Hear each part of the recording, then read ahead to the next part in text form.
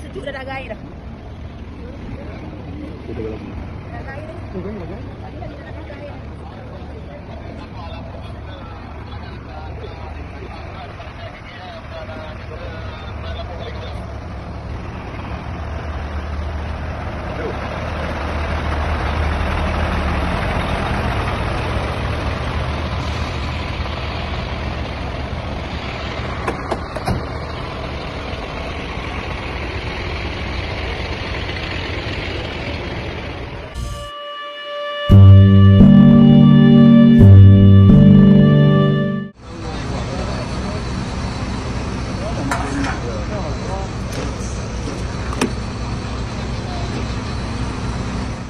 Ya, memang sedih lah sebab dengar meronta-ronta macam tolong apa semua, tapi memang saya tak boleh nak tolong.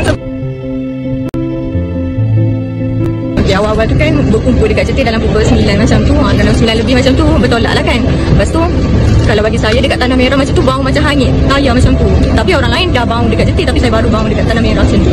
Lepas tu saya pun biar je lah kot, nanti dia berhenti ke apa semua kan. Lepas tu jalan je macam biasa. Lepas tu saya pun tertidur. Ada orang kata lepas tu dah berhenti dekat stesen minyak kejap, tapi sambung balik kot. Lepas tu ada dekat, mungkin dekat Jeli macam tu, dia bawa laju sampai kena ada lopak air ke lopak lubang macam tu.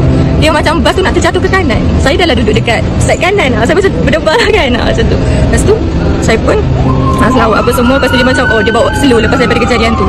Lepas tu tiba-tiba dia bawa laju balik. Saya macam kenapa pula ni, memang sampai semua orang macam bukan macam tu lah apa semua. Lepas tu sampailah saya perasan dia macam kat selektor ke macam tu.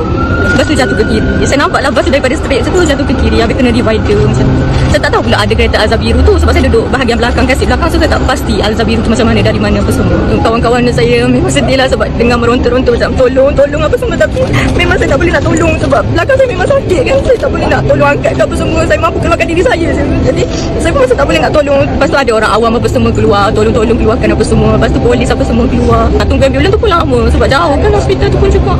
Saya nampak sebab kan lepas tu dia macam pecah kan belah kiri tu. So saya nampak ada yang tersepit kaki apa semua tu, meronta-ronta. Lepas tu ada yang sampai dah senyap tu. Senyap tu memang dah tak adalah. Lepas tu waktu saya keluar tu ada orang duduk dalam longkang. Saya expect dia macam pengsan ke apa semua. Lepas tu dengar-dengar ada orang sebelah kata pecah kepala. Saya tak tengok lah waktu tu kan. Pasal saya tengok Allahu Akbar, memang dah terburai apa semua dah. Ramailah meninggal.